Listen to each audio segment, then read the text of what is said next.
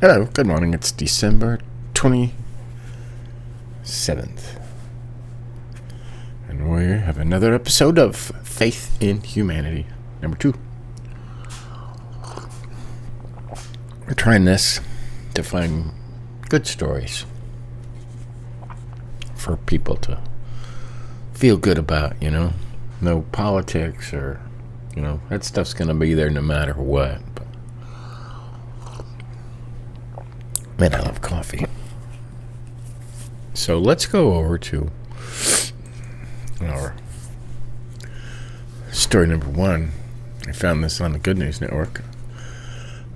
Crystal shirt enfolds Korean tourist during a blizzard after they knocked on this guy's door.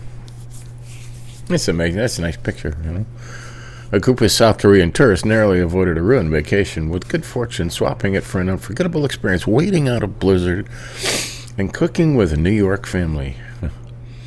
Traveling from Niagara Falls to Washington, D.C., a tour group of 10 South Koreans got stuck in a blizzard near Buffalo. 2 of the group went to a local house to ask for a shovel to dislodge their vehicle. It was Christmas Eve when Alex Campagna heard their frantic knocking at his door outside. He recounted on Facebook it was the worst blizzard he's ever experienced. Knowing the folly of trying to carry on, he invited them all inside, putting them up on couches, air mattresses, and sleeping bags. As a Buffalonian, this is on another level. This is the Darth Vader of storms. It's just recently. This is just over this Christmas here. Eager to repay his kindness, the guest cooked several South Korean meals like stuff I can't pronounce, jayak bakun, stir-fried pork, and dakdori tang, the spicy chicken stew. As it turns out, Campagna and his wife really like Korean food and actually happen to have some of the more extravagant ingredients on hand. Times reports they stayed Friday and Saturday, swapped stories, and even enjoyed some American football matches on Christmas Eve. On Christmas Day, the drivers came to pick up the tour group and took them to New York for some impromptu flights. We've enjoyed this so much, they said. A member of the group who described this experience as unforgettable and a unique blessing. Yeah, it's a nice picture right there. I would do this. Wouldn't you do this? Yeah. I remember when I ran my coffee roastery, Argyle's, I had a very similar group coming to the little town it was in. They were lost, So I invited them all in and, put them on lunch, coffee and drinks and shakes and stuff. And they had a good time. And I had a picture somewhere where I couldn't find it. There was 10 or 12 of them all in a group. But that was fun. There's still some goodwill out there.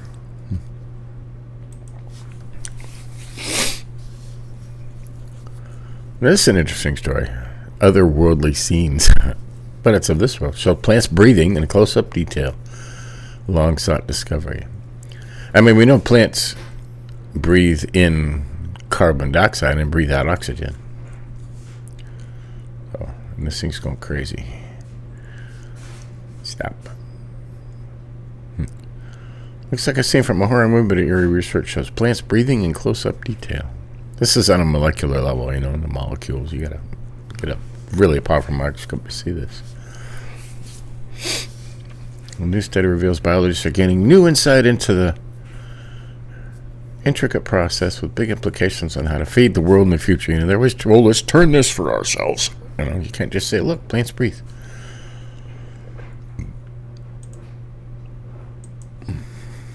This tab's not liking me. Anyway, they breathe on a molecular level. Through the leaves, of course. And there was a video down here somewhere. This link is going to give me trouble for some reason. There you go. And you can see them on a molecular level actually breathing. Mouths. I wonder how vegans would feel about this if they saw this. They should see this, vegans. Plants have mouths and lips, and they breathe in and out. There you go. And you can see them breathing. It's just That's cool. That's really cool. I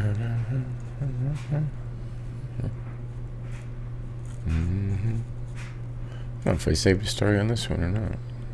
No. Check this out. A sinkhole appears in family's driveway and reveals a bottomless pit of mystery.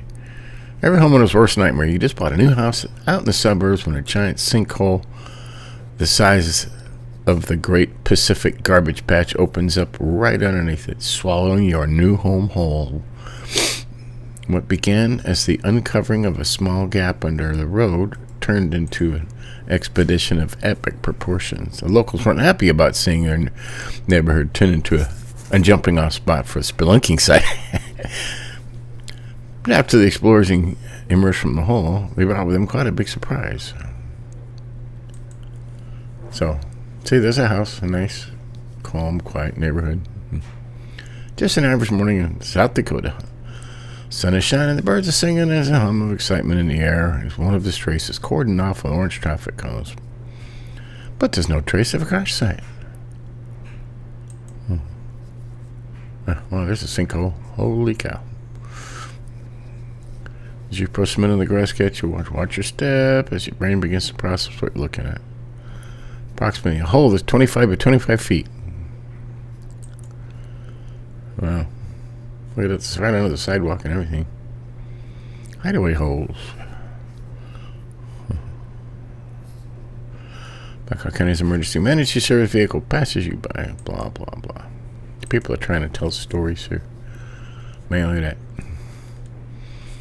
Christ and Stephens. Huh. If you'd been standing a few feet closer, you would have dropped right in, the Blackhawk resident said. Counted his blessings. Opening home was just the start of it. Wow. Over the course of the day, they watched as his once pristine home began crumbling from the foundations up. Man, that hole's just getting bigger. Man, look at that. We need to go deeper. Vice chairman of the group, Adam Weaver, seen here ascending the drop. I don't see him. First to go down, saw it opening 80 feet deep. Wow. Before he proceeded any further, he had one of the diggers remove the dangling concrete sidewalk overhead. Yeah, that's probably a good idea. Oh, look, there's water down there. Yeah, answers it. Plowing the dark. The drill holes in mining debris had given way, in his estimation, and the mine went on for another 500 feet.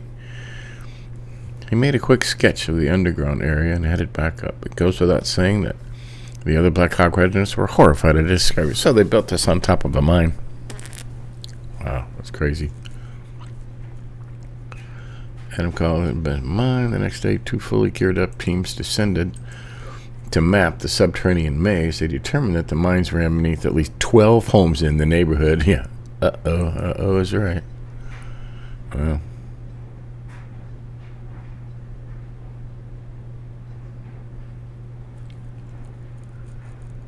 Didn't say what kind of mine it is. Man, look at that. Holy cow. The bottomless pit. Huh. What's a gypsum mine? Gypsum. What is gypsum? Well, I don't know. Gypsum mine. Your house was in danger of collapsing. You'd probably get a sinking feeling in your heart. Yeah, try as they might, they couldn't map the whole mine out. The network seemed to go on forever. Plus, the further they went, the riskier the exploration attempts became. Today, the mine's true length is still unknown. Many of its sections have collapsed or flooded. Wow. A large artifact on car. Oh, look, there's a car down there. Looks like an old Ford. An underground river and an old mining debris wasn't the most interesting item they found down there. Here's one of the something looking at an old convertible deep below the earth. How it got there is anyone's guess. Judging by the car's age, somebody was probably aware of the mine's location before construction on the neighborhood began. The residents of Blackhawk are seeking over $75 million in compensation from previous owners, developers and estate agents associated with their now ruined properties. Wow. That's wild. Yeah, they're supposed to do demographic studies and geological surveys and stuff before they build these places. That's wild. That's wild. Interesting story. A man finds disturbing revelations in his basement decades after his father vanishes. Now I didn't get to the end of the story, so we'll see what it's like together. It's 39 pictures. And I'm just going to lightly touch over, Guy disappeared in his own house in 1961 in a Long Island home. Great sorrow in his family. Brief family history, Guy had a bunch of kids, and it was 61. And he just disappeared one day. Crazy. Children are left with nothing but questions. And they found his wallet in the house, and Mom told them that he went out to get cigarettes, and he never came home because she didn't know he just disappeared.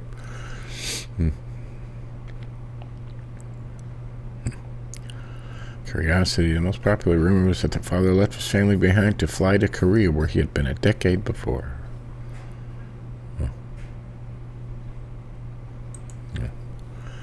Anything on theory number 2, but speculation not on there. Instead, people began spreading another quite sinister rumor as they went by. George was said to have been buried under the family's basement, which was being built at the time of his disappearance.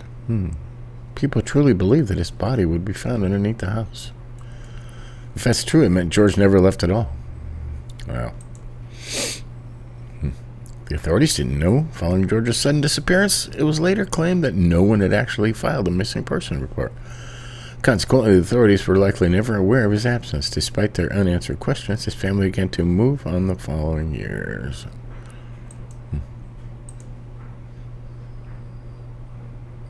Dorothy's second husband, Darius, and Dorothy's divorce. George abandoning his family continues. His son's search for answers. Mike starts his own search. We can say that Dorothy and his children weren't deprived of answers because there were no clues whatsoever. The digging begins. Since Mike owned the family house, he could start doing whatever he wanted to. In 2012, Mike decided to dig down into the basement to find some answers. It was a courageous act, knowing that the results could haunt him for the rest of his days, but he continued. He was forced to abandon his plans shortly after excavation began. Mike informed News 12, "I was actually digging in the wrong place, so I got to the point where it became dangerous because I was afraid my house would collapse, so I stopped digging."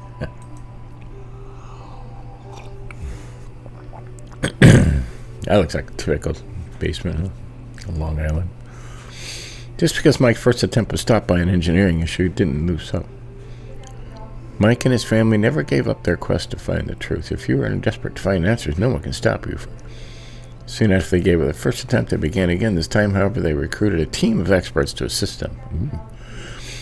Not content to let other people do all the work, Mike did all the heavy lifting, raising enormous concrete chunks out of the basement piece by piece.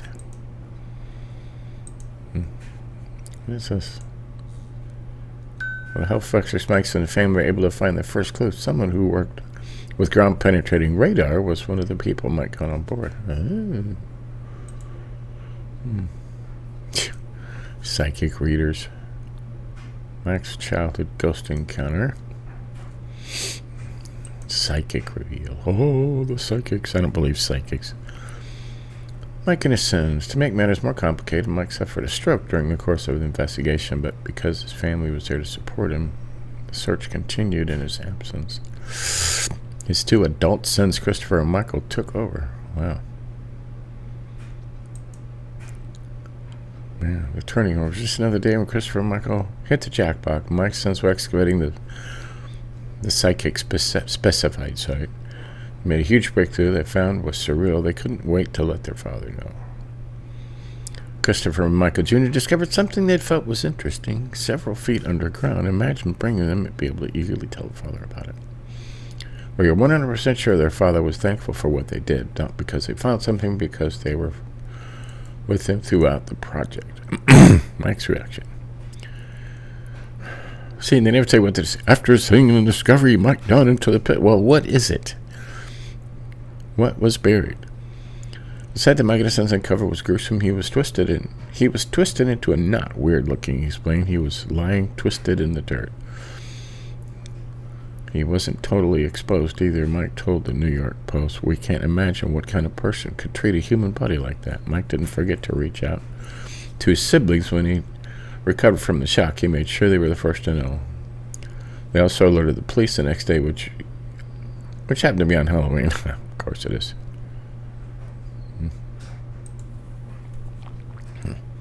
And the real investigation begins. After contacting his sibling, Mike alerted the authorities about the discovery. He knew that by doing so, the police could finally help put an end to the family's misery. We think that calling the police was probably something their mother, Dorothy, should have done all those years ago. Before the Suffolk County Police Department could identify for sure who or what the bones belonged to, they would need to do DNA and maybe dental records as well. The police confirmed that the bones were indeed human. Mike's intuition. Father's going to treat. They stretch out these stories to get as many of these ads over here on the side as they can. So, not a single doubt from Mike's heart. I felt vindication from my dad. I felt like he was dancing in the sky. The big news. December 2018, after a couple more months of testing, the officials of Suffolk County confirmed that the bones did indeed belong to their father, George. This was the news the Carroll family had waited on for over 60 years. The DNA was extremely well preserved within the skeletal remains, even after 60 years.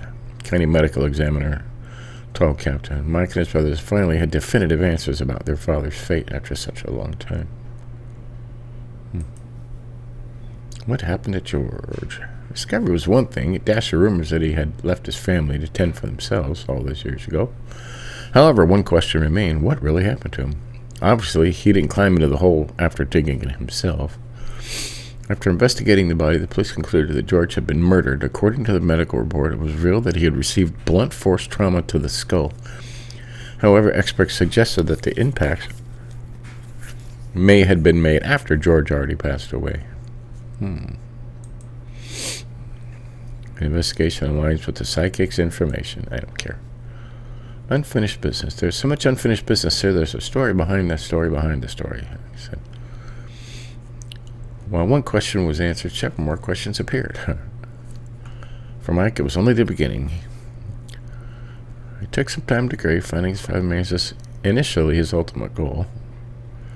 Now they want to know why, of course. Police theories.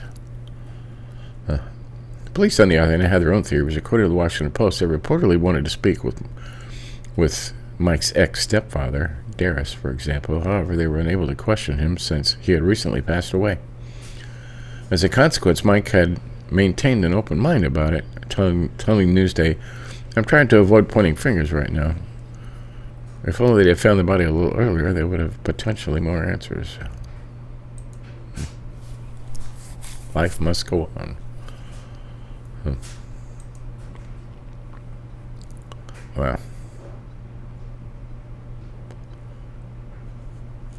Yeah. Doubts about solving his father's case. Finding his father, comforting the Mike's been able to find solace. You imagine living all those years with your dad murdered and buried in your basement. Well,